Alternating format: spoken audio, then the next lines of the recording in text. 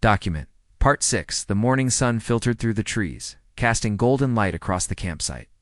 Her mind was a whirlwind of questions and fears. But one thought kept surfacing above the rest. Buddy wasn't just an animal. He was something else entirely, something connected to the strange, shimmering figure from the night before, and possibly even to the symbols in the cave. Jake emerged from his tent, looking tired and disheveled. He glanced at Emma briefly before heading to the edge of the clearing to splash water on his face. The tension between them was thick, unspoken but undeniable. Emma knew he didn't trust Buddy, or her judgment for that matter, but she couldn't bring herself to apologize, not when she believed she was doing the right thing. After a while, Jake walked over and dropped onto a log near the fire. He said, breaking the silence, "What's the plan?" Emma hesitated. She hadn't fully decided yet, but she knew they couldn't stay idle. "We need to go back to the cave," she said finally. "There's more there we haven't seen. Maybe clues about what that thing was." Jake frowned. "You mean the alien ghost or whatever it was? Why would we want to look for more trouble?" "'Cause we're already in trouble," Emma replied sharply. "Something's going on here, Jake. Something big. And if we don't figure it out, we might not make it out of these woods alive." Jake sighed, rubbing his temples. "Fine, but I'm coming with you this time. No more running off alone." Emma nodded reluctantly. She didn't like the idea of dragging Jake along. He clearly didn't trust Buddy, and his constant suspicion only made things harder, but she also knew she could use his help. If nothing else, he could carry some of the equipment. Later that morning, they set off toward the cave, Buddy leading the way. The journey felt longer than before the forest. Denser and darker, shadows stretched unnaturally long, and the air carried a faint metallic temps that made Emma's skin crawl. Every sound, the rustle of leaves, the distant call of a bird felt louder, sharper, as though the woods themselves were holding their breath. When they reached the cave, Buddy stopped at the entrance and turned to look at Emma. His glowing eyes seemed to urge caution, a silent warning that danger lurked within. Emma nodded, understanding the message. "Let's be careful," she whispered to Jake, tightened his grip on the flashlight in his hand. Inside the cave, the atmosphere grew heavier. The carvings on the walls glimmered faintly, catching the beam of Jake's flashlight. Emma traced her fingers over the symbols again, marveling at their precision. They weren't random scratches. They were deliberate, almost like instructions, written in a language she couldn't read. Buddy stayed close, his body tense and alert, his ears swiveling to catch every sound. Deeper in the cave, they found something new, a cluster of crystals embedded in the rock wall. They pulsed faintly, emitting a soft blue light that illuminated the surrounding area. Emma approached cautiously, reaching out to touch one of the crystals. As soon as her fingers brushed against its surface, a jolt of energy shot through her arm, making her gasp and pull back. "What was that?" Jake asked, stepping closer. "I don't know," Emma admitted, shaking her hand to ease the tingling sensation, "but it's not natural." Buddy moved forward, nudging Emma gently with his nose. It was clear he wanted her to step away from the crystals. Reluctantly, she obeyed, backing up until she stood beside Jake, together. They watched as the crystals began to glow brighter, their light pulsing in rhythm, almost like a heartbeat. Then, without warning, the ground beneath them trembled. A low hum filled the air, vibrating through the walls of the cave. Emma staggered, grabbing onto Jake to steady herself. Buddy growled, his body coiled and ready to spring. The crystal's glow intensified, bathing the entire chamber in blinding blue light, and then it stopped. The trembling ceased, the hum faded, and the crystals dimmed until they returned to their original state. For a moment, no one moved. The silence was deafening. "What just happened?" Jake muttered, his voice shaky. Emma shook her head. "I don't know, but I think we woke something up." As they left the cave, the forest seemed different. The air was colder, and the shadows stretched longer than before. Buddy led them back to the campsite, moving faster than usual, his urgency palpable. When they arrived, Emma noticed something odd. The fire she'd left burning earlier was out. The ashes were cold, untouched since they'd left. That's not possible, Jake said, frowning. We weren't gone long enough for the fire to burn out completely. Emma scanned the area, her heart pounding. Everything looked normal. Tents were still standing, their gear untouched, but something felt wrong. It was too quiet, too still. Even the birds had stopped singing. Before she could say anything, Buddy let out a low growl, his hackles rising. Emma turned to follow his gaze and froze.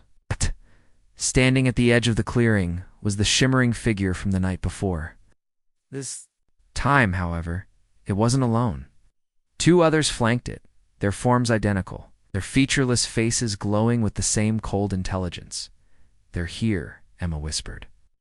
Gripping Jake's arm tightly, Jake swore under his breath, raising the flashlight like a weapon. What do they want? Emma didn't answer. Instead, she stepped forward, her focus locked on the creatures. Buddy moved with her, staying by her side as she approached them slowly. She didn't know why she felt compelled to do so, but something deep inside told her that running wouldn't help. These beings weren't here to harm her, at least, not directly. They wanted something. One of the figures tilted its head slightly, studying her with those empty slits. Again, Emma felt the pressure in her mind, the flood of images and sensations overwhelming her senses. She saw stars collapsing into black holes, planets consumed by fire, civilizations vanishing into dust. And then she saw Earth, teeming with life but fragile, on the verge of destruction. Through the chaos of the vision, a single thought emerged, clear and undeniable. Balance, the word echoed in her mind, resonating like a bell. These creatures weren't invaders or conquerors, they were enforcers, tasked with maintaining equilibrium in the universe. Humanity, with its unchecked growth and destruction of nature, had disrupted that balance. And now, they were here too. Correct it. When the vision ended, Emma collapsed to her knees, gasping for air. Buddy nudged her gently, steadying her as she struggled to regain her footing. The creatures remained motionless, watching her with their emotionless gazes. What did they show you? Jake demanded, rushing to her side. Emma took a deep breath, trying to put the experience into words. There. Guardians, she said finally. They watch over worlds, making sure life doesn't destroy itself, and Earth, we're failing. We're using up everything, killing each other, ruining the planet. They're here because of us. Jake stared at her, disbelief etched across his face. You're saying aliens are here to save the environment? That's insane. It's true, Emma insisted. And Buddy, he's part of it. He's one of them, but different. Chose to protect me instead of following their orders. At the mention of his name, Buddy let out a low rumble, his glowing eyes fixed on the creatures. One of them tilted its head again, as though acknowledging him. Then, without another sound, the three figures turned and disappeared into the trees. Leaving the clearing eerily quiet once again, Emma sat there for a long time, her mind racing. She didn't fully understand what she'd seen or heard, but one thing was certain: humanity was running out of time. The balance the creatures spoke of wasn't just about nature, it was about survival. People didn't change.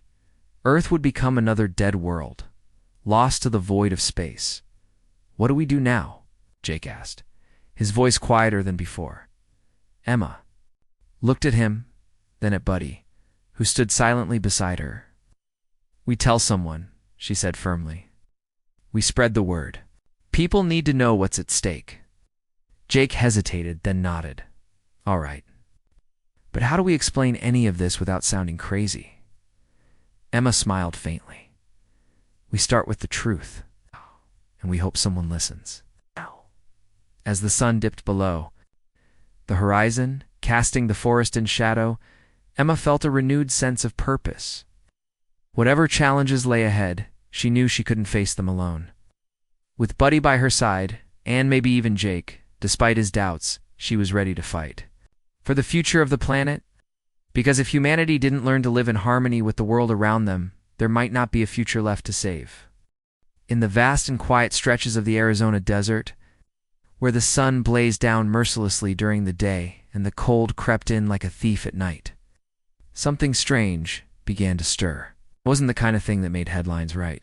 Away, or caught the attention of tourists passing through on their way to more exciting destinations. Oh, this was something far quieter but infinitely more mysterious.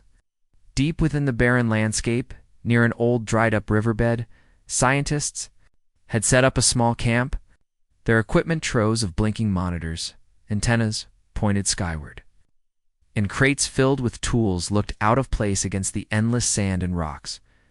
Dr. Emily Carter stood at the center of it all, her dark hair tied back into a loose ponytail, sweat trickling down her forehead despite the wide-brimmed hat she wore for shade. She adjusted her glasses as she peered at one of the screens, trying to make sense of the data streaming in. Beside her, Alex Thompson crouched over another monitor, his fingers flying across the keyboard as he typed furiously. Was younger. Then Emily, with a mop of curly brown hair and a perpetual look of curiosity etched onto his face. "What do you think it is?" Alex asked, glancing up at Emily. His voice carried a mix of excitement and unease. The kind someone might feel when standing on the edge of discovery, but not knowing what lies beyond. "I don't know," Emily admitted, shaking her head. "It's unlike anything we've seen before. The energy readings are off the charts, and they're pulsing in patterns that's not natural." The object of their fascination was about 50 yards away from their makeshift laba, shimmering, glowing. Portal suspended midair.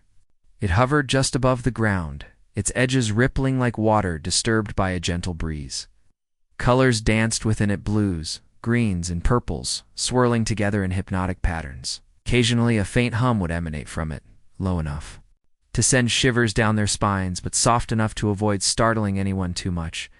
They'd stumbled upon it 2 days earlier while conducting routine geological surveys. At first they thought it was some sort of mirage caused by the heat, but closer inspection revealed otherwise. Whatever it wasn't a trick of light or a product of the environment. This was real, and it defied explanation. Emily knelt beside one of the devices, checking the readings again. Her brow furrowed as she studied the numbers flashing across the display. It's emitting radiation, but it's different. Not harmful exactly, but definitely alien. Alien, Alex echoed, raising an eyebrow. "You mean like extraterrestrial?" She shrugged. "I'm not jumping to conclusions yet, but yeah, that's what it looks like. This thing isn't man-made, and trust me, it's not. Then there's only one other possibility." Alex let out a low whistle. "Wow, so what? Are we dealing with aliens now?" Before Emily could respond, a sudden movement near the portal caught their attention. Both turned sharply toward the source, their hearts skipping a beat.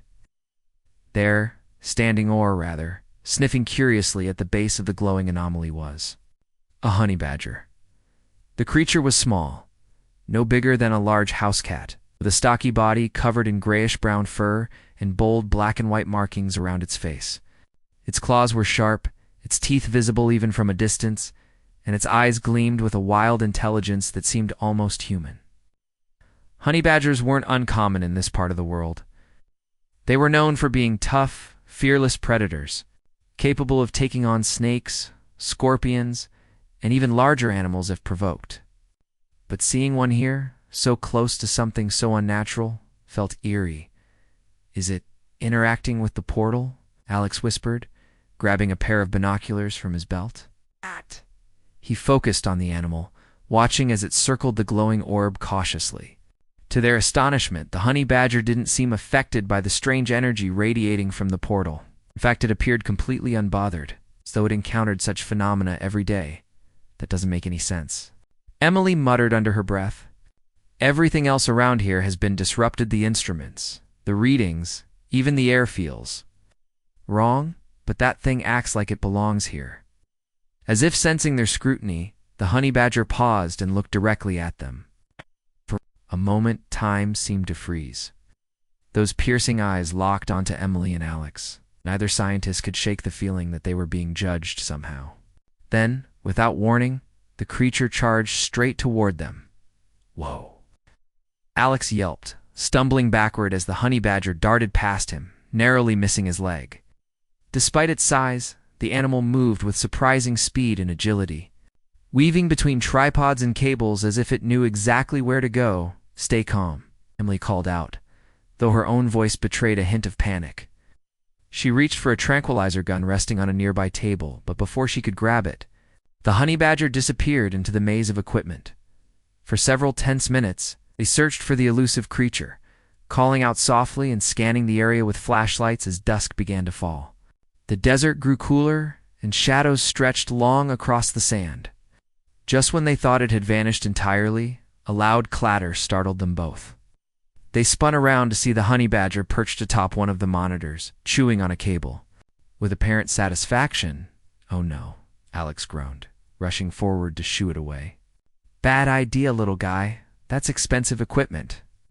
The honey badger ignored him, continuing its destructive feast until Emily managed to coax it down with a piece of jerky she'd brought along for lunch.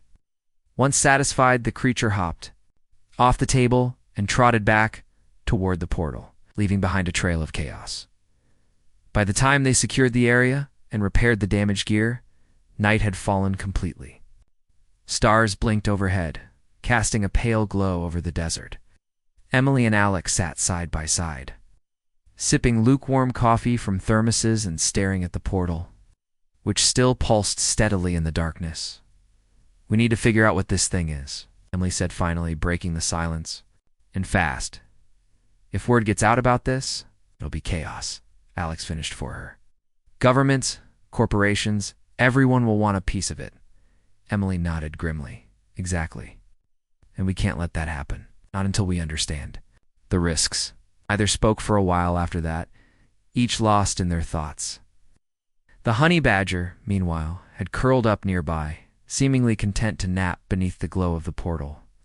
Every so often its ears twitched, as if listening to sounds only it could hear. Hours passed and fatigue began to weigh heavily on the scientists. Alex suggested taking shifts to keep watch, but Emily insisted on staying awake. Something about the situation gnawed at her, a nagging feeling that they were missing something important.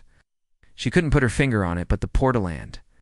The honey badger felt connected in ways she couldn't yet comprehend. Then, just as dawn began to break, the impossible happened. A low rumble shook the ground, sending tremors through the camp. Equipment rattled, and the portal flared brightly, growing larger and more intense with each passing second. Emily and Alex scrambled to their feet, shouting warnings to the rest of the team scattered around the perimeter. But it was too late. A deafening roar, the portal expanded exponentially, sucking everything nearby into its vortex. Tents collapsed, tools flew through the air. And the honey badger, startled a wakelet, out a sharp bark before vanishing into the swirling light.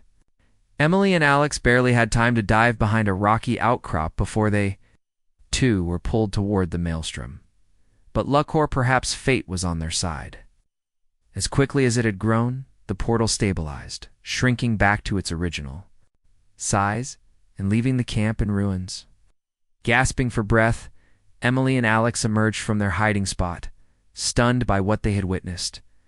"The honey badger," Alex stammered, pointing at the empty space where the creature had been moments earlier. "It's gone."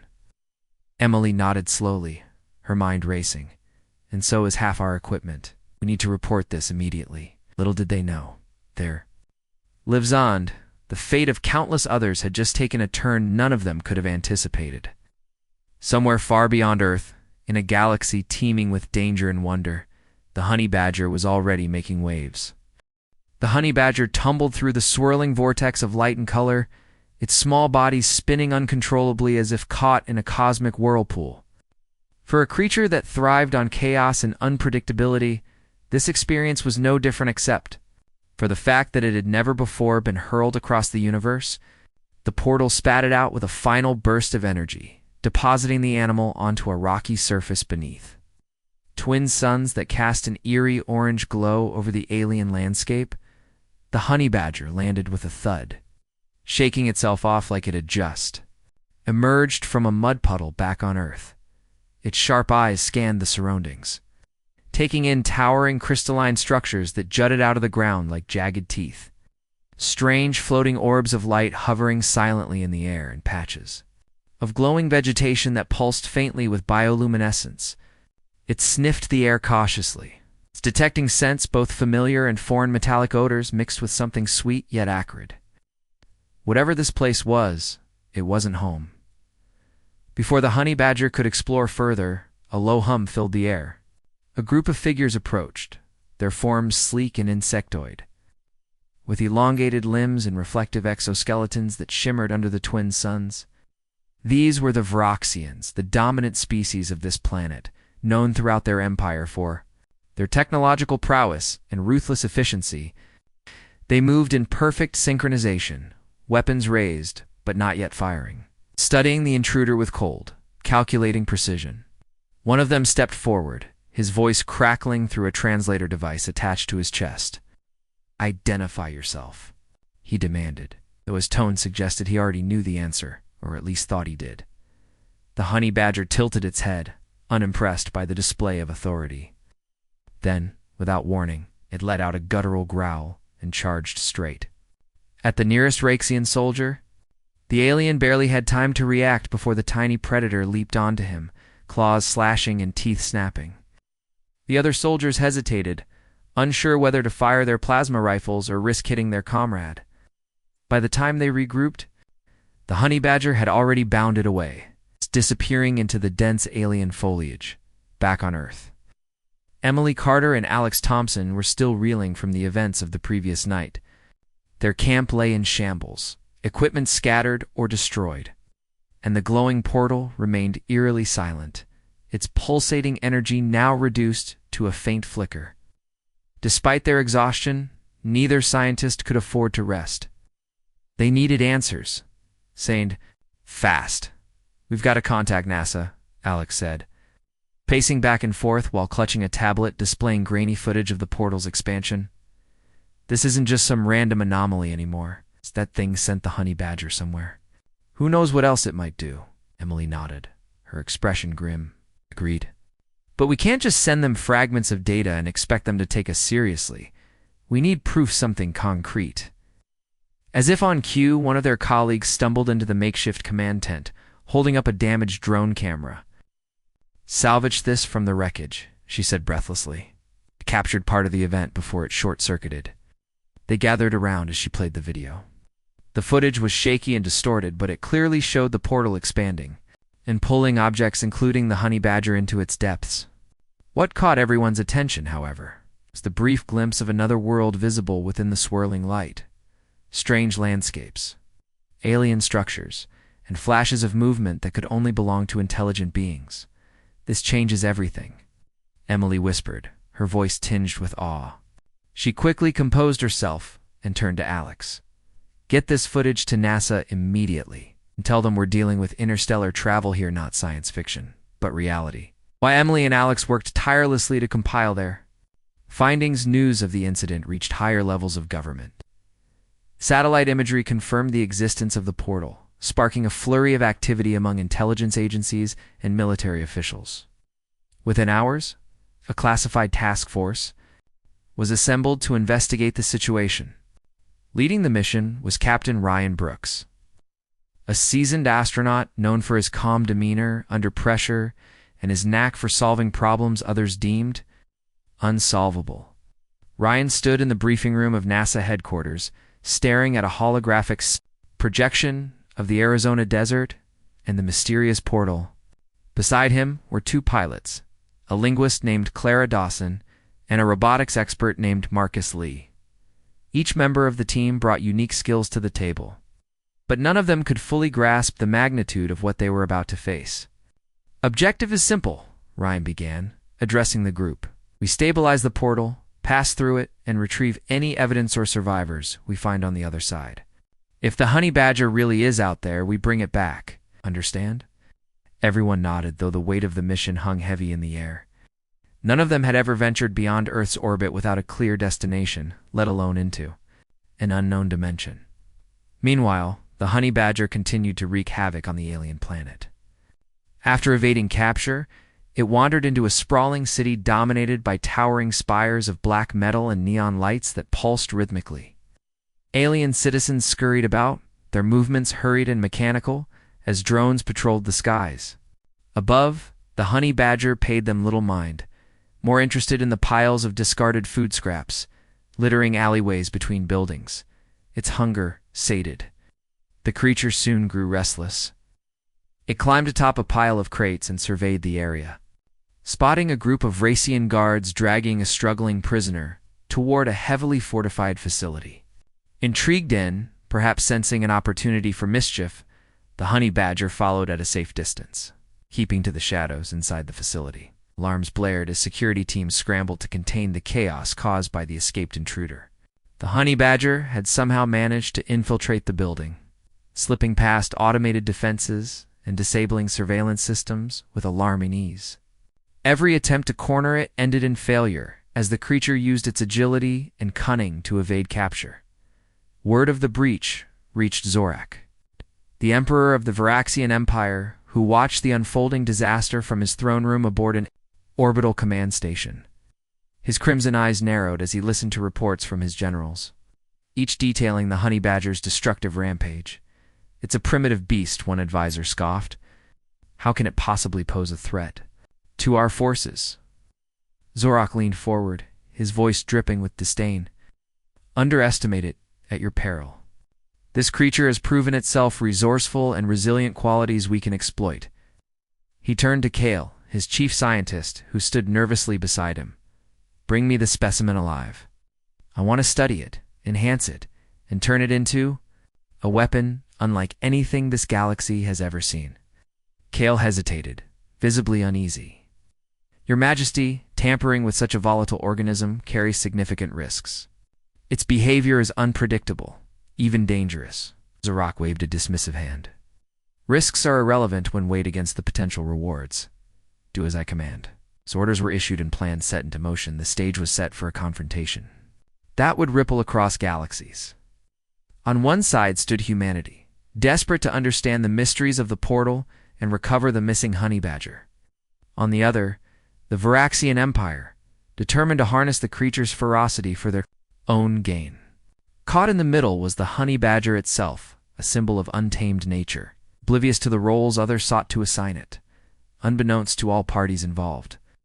The true power of the honey badger lay not in its physical strength, but in the ability to inspire those around it. Whether it was the scientists striving to uncover the secrets of the universe, the rebels yearning for freedom, or the warriors preparing for battle, the mere presence of the creature ignited a spark of hope and defiance. In a cosmos ruled by technology and order, the honey badger represented something primal, raw, an unstoppable reminder that sometimes the smallest fighters could make the biggest impact. And so, as preparations continued on both sides, the honey badger roamed freely, leaving destruction in its wake and carving out a legend that would soon spread far beyond the confines of this alien world. The Varaxian containment facility was a fortress of steel and glass, designed to hold the most dangerous prisoners and specimens in the Empire. Its walls hummed with energy, reinforced by layers of advanced shielding that could withstand even the strongest attacks. Inside, rows of cells lined the corridors, each one monitored by drones and armed guards. The honey badger, however, showed no respect for such precautions. After being captured briefly and dragged into the facility, the creature had been placed in a specially designed chamber meant to neutralize any threat. Thick, transparent walls surrounded it, and automated systems pumped sedatives into the air to keep it calm. But the honey badger wasn't like other creatures. It sniffed the air, growled low in its throat, and then began pacing back and forth, testing the limits of its prison. Kale, the Vraxian scientist, tasked with studying the animal, watched from behind a protective barrier. His face was pale, his hands trembling slightly as he adjusted the controls on his console. He had never encountered anything like this before. Most creatures, when faced with captivity, either submitted or grew lethargic. This one radiated pure defiance, its every movement oozing confidence. "It's impossible," Kale muttered under his breath, glancing over his shoulder at the guards stationed nearby. "No living organism should be able to resist these conditions." The honey badger seemed to hear him more. Perhaps it simply sensed weakness. With a sudden burst of speed, it lunged at the nearest wall, slamming its claws against the reinforced glass. To everyone's shock, the material cracked. It's not enough to shatter completely, but enough to send warning signals blaring throughout the facility. Seal off the chamber. One of the guards shouted, raising his weapon. And prepare. The neural dampeners. But the honey badger wasn't done. It circled the room, searching for weaknesses, until it spotted a panel embedded in the flora maintenance hatch used by technicians. Without hesitation, it pounced, tearing at the edges with relentless determination. Sparks flew as wires were exposed, and within moments the lights flickered and died. Emergency alarms wailed as backup systems struggled to kick in. Chaos erupted. Guards rushed into the corridor, shouting orders and firing stun blasts into the darkness. The honey badger emerged from the smoke and confusion, moving faster than anyone thought possible. It dodged plasma bolts with ease, darting between legs and leaping onto shoulders, leaving chaos in its wake. By the time reinforcements arrived, the creature had already escaped into the deeper levels of the facility. On Earth, Captain Ryan Brooks and his team prepared for their journey through the portal. The site in Arizona had been secured, with military personnel patrolling the perimeter to prevent unauthorized access. Engineers worked tirelessly to stabilize the glowing anomaly, ensuring it wouldn't collapse while they passed through. Despite their best efforts, uncertainty lingered in the air. No one knew what awaited them on the other side or if they would even return. Ryan stood near the edge of the portal, staring into its swirling depths. Clara Dawson approached him, her arms crossed tightly over her chest. She looked nervous, though she tried to hide it behind a mask of professionalism. "Do you think we're ready for this?" she asked quietly, her voice barely audible over the hum of machinery. Ryan didn't answer right away. Instead, he glanced at the rest of the team. Marcus Lee, tinkering with a robotic probe, pilots running final checks on their gear, and Emily Carter consulting with NASA officials via hologram. Everyone was focused, determined, but there was no denying the tension hanging over them. "We'll have to be," Ryan said finally, turning to meet Claire's gaze. "We don't have a choice. If we don't figure out what's going on, someone else will, and I doubt they'll use it for good." Clara nodded, though her expression remained troubled. "I just hope that Honey Badger knows how to play nice," Ryan chuckled despite himself. "If it doesn't, maybe it'll scare whoever's waiting for us on the other side." As the countdown began, the team gathered around the portal, each carrying specialized equipment tailored for survival in unknown environments. Ryan gave a final nod to the engineers, signaling that they were ready. One by one, they stepped through the shimmering gateway, disappearing into the unknown. Emerging on the alien planet was disorienting. The transition felt like stepping through a waterfall of light and sound, followed by an abrupt silence that pressed against their ears. They found themselves standing on rocky terrain, bathed in the glow of twin suns, the same landscape captured in the drone footage. Strange plants swayed gently in the breeze, and distant structures loomed on the horizon. "This isn't Earth?" Clara murmured, her eyes wide as she took in the surreal environment. "No kidding," Marcus replied dryly, adjusting the settings on his scanner. "Readings indicate high levels of radiation, but nothing lethal, at least, not yet." Ryan scanned the area, his hand resting on the grip of his weapon. "Stay sharp. We don't know who or what is watching us." Before they could move further, a group of aliens appeared on the ridge above them.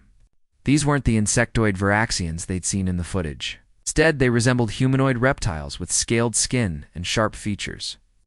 They carried crude weapons made from scrap metal and wore tattered clothing that suggested hardship. Of them stepped forward, raising a hand in what might have been a gesture of peace or surrender. Clara immediately activated her translation device, listening intently as the aliens spoke in guttural tones. "They're asking if we're enemies of the Vraxians," Clara reported after a moment. "They seem cautious." "Glance with Marcus. Tell them we're here to find something an animal, a small predator. We mean no harm." Clara relayed the message, and the leader of the group nodded slowly. He gestured for them to follow, leading them down a narrow path toward a cluster of caves hidden beneath jagged cliffs. As they walked, Clara continued translating snippets of conversation. "These people are rebels," she explained. "They've been fighting against the Viraxian Empire for years. They say the Varaxians captured some kind of creature recently won. That caused a lot of trouble. Ryan's heart skipped a beat. Sounds like our honey badger.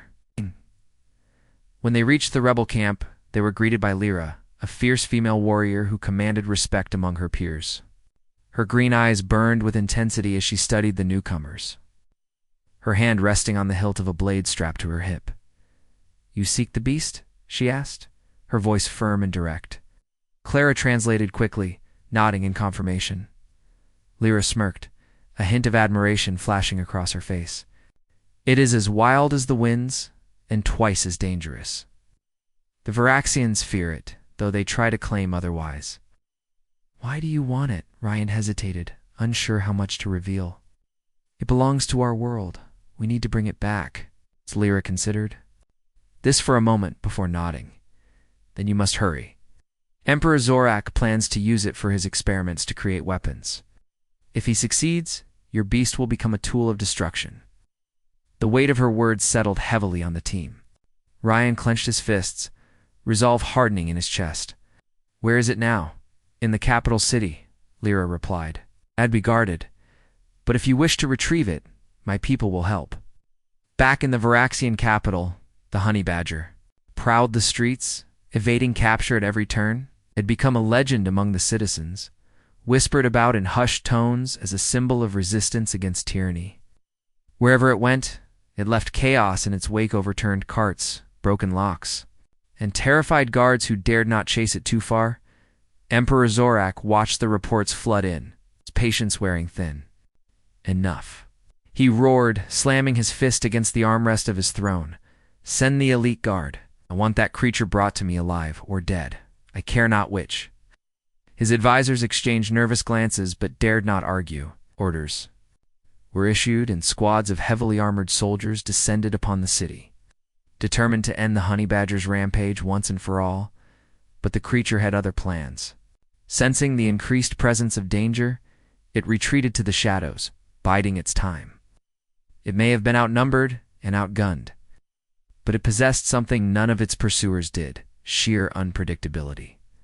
As night fell over the alien world, two forces converged, one seeking to control the honey badger, the other hoping to free it. Unbeknownst to both, the true power of the creature lay not in its ability to fight, but in its capacity to unite those who dared to stand against oppression. And in the days to come, the honey badger would prove that even the smallest fighters could change the course of history. The alliance between the human team and the rebel aliens grew stronger as they planned their next move. Lyra, the rebel leader, gathered her people in a dimly lit cavern, its walls lined with glowing moss that cast an eerie green light over the gathering. Ryan Brooks stood at the center of the room, flanked by Clara Dawson and Marcus Lee. Emily Carter had stayed behind to monitor communications with Earth, ensuring the portal remained stable for their return. Lyra stepped forward, her voice steady and commanding. "We know where the honey badger is," she began, addressing both her rebels and the humans. "It moves through the city like a ghost, striking fear into the hearts of Zorak's soldiers. But it cannot fight alone forever. If we do not act soon, they will catch it and use it against us." Ryan nodded, stepping closer to the group. "We're here to help. This creature belongs to our world, but more importantly, it doesn't deserve to be turned into a weapon. Together, we can stop Zorak." Lara adjusted her translation device, ensuring everyone understood his words. The rebels murmured among themselves, some nodding in agreement, while others looked skeptical. They had fought the Varaxian Empire for years, suffering countless losses. And now these strangers from another planet were asking them to trust their plan.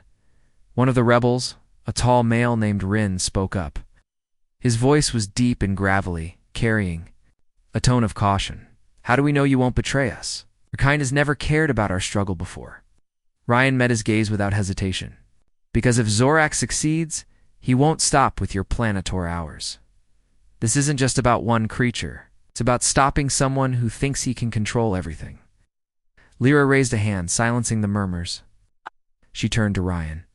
"Very well. We will guide you to the capital city. Once we are there, you must follow our lead. The Varaxians know every inch of that place.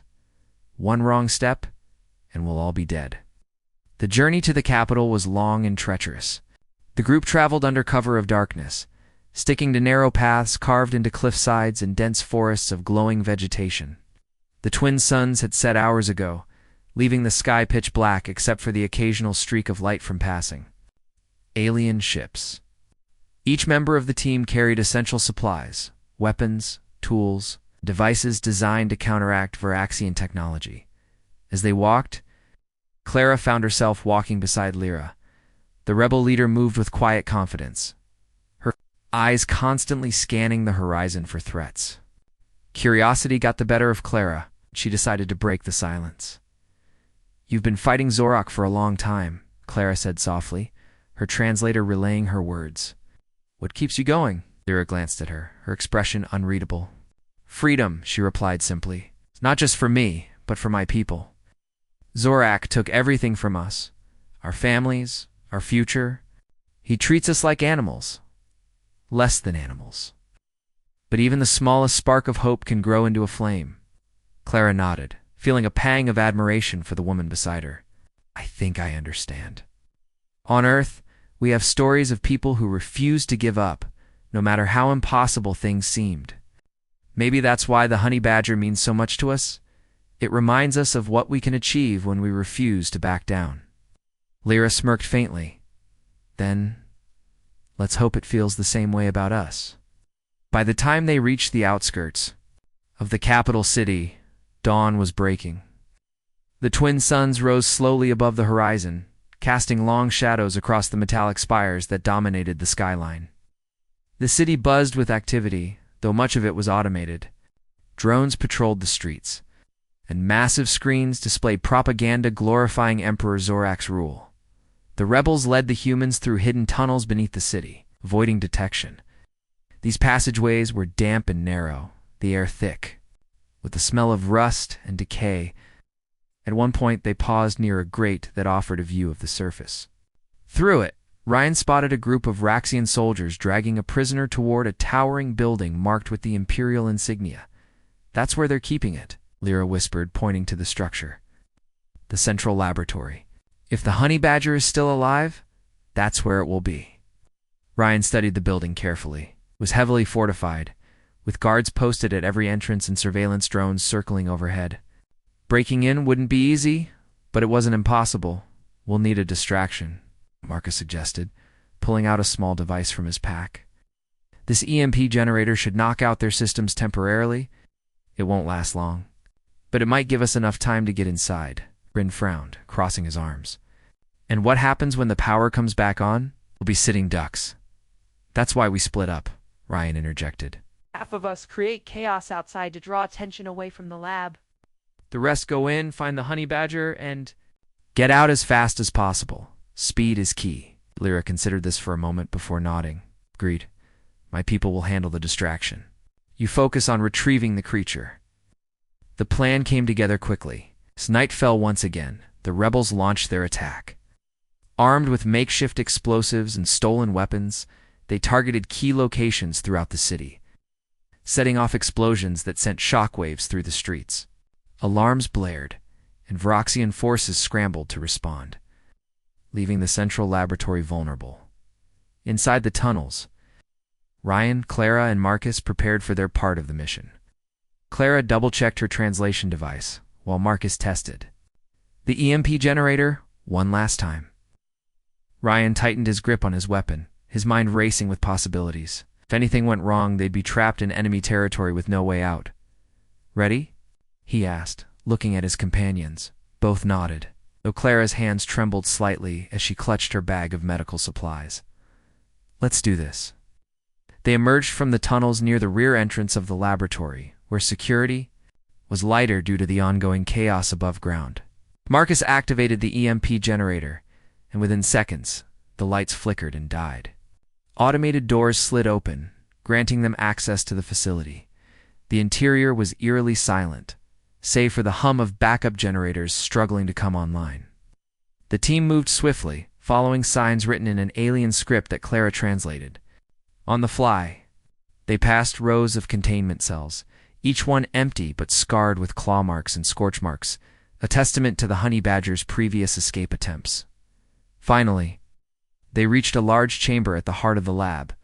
Inside, suspended in a transparent energy field, was the honey badger. It paced back and forth, its sharp eyes gleaming with frustration. When it noticed the humans, it froze, tilting its head as if trying to decide whether to attack or wait.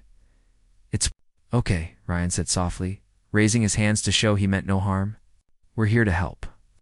The honey badger sniffed the air, then let out a low growl. Clara stepped forward cautiously, holding out a piece of dried fruit she'd brought along as a peace offering. To everyone's relief, the creature accepted. It, crunching loudly before returning its attention to the energy field. Marcus worked quickly, disabling the containment system with a few precise adjustments. The field dissolved, and the honey badger bounded free, shaking itself off like it had just woken from a nap. For a moment, it seemed content to explore its newfound freedom, but then it caught the scent of danger nearby. A loud clang echoed through the corridor, followed by the sound of approaching footsteps. Raxian soldiers had discovered the breach and were closing in fast. Ryan cursed under his breath, waving for the others to follow him. "We need to move now." The honey badger didn't need to be told twice. It darted ahead of them, leading the way through twisting hallways and past bewildered scientists. Its presence caused panic wherever it went, forcing doors open and scattering equipment in its path. By the time they reached the exit, the entire facility was in disarray. Outside, the rebels' distraction was still in full swing. Fires raged across the city, and smoke filled the air. Ryan spotted Lyra and her team waiting near a designated rendezvous point, shooting down any Varaxian drones that strayed too close. "There," Lyra shouted, pointing toward the rebels. "We're almost there." But just as they thought they were safe, a squad of elite Varaxian guards appeared, cutting off their escape route. Their armor gleamed menacingly in the firelight. Their weapons glowed with lethal energy. Ryan raised his weapon ready to fight, but the honey badger beat him to it. With a ferocious roar, it charged straight at the guards, moving faster than anyone thought possible. Claws slashed, teeth snapped, and within moments, the soldiers were retreating in disarray. "Go," Ryan yelled, urging the others forward. They sprinted toward the rebels, the honey badger keeping pace beside them. When they finally reached the safety of the tunnels, Lyra greeted them with a grin. "Impressive," she said, nodding at the honey badger. "You weren't kidding when you said it was dangerous." Ryan laughed weakly, wiping sweat from his brow. "Yeah, well, let's just hope it stays on our side." As they regrouped and prepared to make their way back to the portal, the honey badger sat calmly in the corner of the tunnel, licking its paws as if nothing unusual had happened. Despite everything it had endured, it exuded an aura of calm determination, as though it knew its role in this cosmic drama was far from over. Little did they realize, however, that their greatest challenge still lay ahead. Emperor Zorak had taken notice of their actions, and his response would shake the very foundations of his empire. The return to Earth felt surreal, like stepping out of a dream and back into reality. The desert stretched endlessly around them, silent and still after the chaos they had left behind on the alien world. The portal was gone, its collapse leaving. Only faint traces of residual energy in the air. For a moment, everyone simply stood there, taking it all in the vast emptiness of the landscape. The weight of what they had accomplished, and the knowledge that their lives would never be the same. Emily Carter approached the group, her face pale but resolute. She had been monitoring everything from the command tent, her heart racing as she listened to Ryan's updates through the earpiece. Now, seeing them safe and sound brought a wave of relief and fear. They had escaped Zorak's empire, but at what cost? And how long before he found a way to retaliate? "Is everyone okay?" Emily asked, her voice trembling slightly as she scanned the team. Clara nodded, clutching her translation device tightly, while Marcus adjusted his glasses, trying to appear calm despite the adrenaline still coursing through him. Lyra and her rebels stood apart, observing the humans with cautious curiosity. They were far from home, yet they seemed ready for whatever came next. Ryan took a deep breath, running a hand through his sweat-drenched hair. "We're alive," he said simply, "but we can't stay here. If Zorak figures out where the portal lead, he'll come for us." Emily nodded, understanding the gravity of the situation. We need to report this to NASA immediately. They'll want to know everything about the Varaxians, the honey badger, and the portal. As if on cue, the honey badger trotted over, its small body moving with surprising confidence. It sniffed Emily's boot briefly before sitting down beside her, seemingly content to rest after its ordeal. Despite everything, the creature exuded an aura of calm determination, as though it knew its role in this cosmic drama wasn't finished yet. Back at NASA headquarters, the debriefing session lasted late into the night. Ryan, Clara, Marcus, and Emily sat in a dimly lit conference room, surrounded by officials who peppered them with questions. Holographic projections displayed images of the alien planet, the Varaxian Empire, and the glowing portal. Every detail mattered now. Every piece of information could mean the difference between survival and disaster. What exactly are we dealing with here? One of the senior officers asked, leaning forward in his chair. His tone was sharp, tinged with both curiosity and concern. You're telling us there's an interstellar empire capable of advanced space travel and they've already shown interest in Earth? Yes. Ryan nodded, choosing his words carefully. Yes, sir. The Varaxians are highly organized and technologically superior. Their Emperor Zorak sees other species as tools or threats. He wanted to use the honey badger as a weapon, but we stopped him for now. And the portal, another official chimed in, gesturing toward the hologram. Can we stabilize it again? Could it be used for further exploration or defense? Emily hesitated, glancing at Marcus before answering. It's possible. But risky. We don't fully understand how the portal works. Attempting to recreate it might attract unwanted attention. The room fell silent as the implications sank in. Humanity had always dreamed of reaching the stars, but no one had anticipated encountering such a hostile force so soon. The stakes were higher than ever. The decisions made in the coming days would shape the future of their planet. Meanwhile, toward his orbital command station, Emperor Zorak seethed with rage. Reports poured in from his generals, detailing the failure of their mission to capture the honey badger and eliminate the rebels. Worst of all, the outsiders from Earth had vanished without a trace. Leaving behind only the ruins of the collapsed portal, Kale stood nervously before him, bracing himself for the inevitable outburst. When Zorak finally spoke, his voice was icy, cold, each word laced with venom. You disappoint me, Kale, he said, rising slowly from his throne.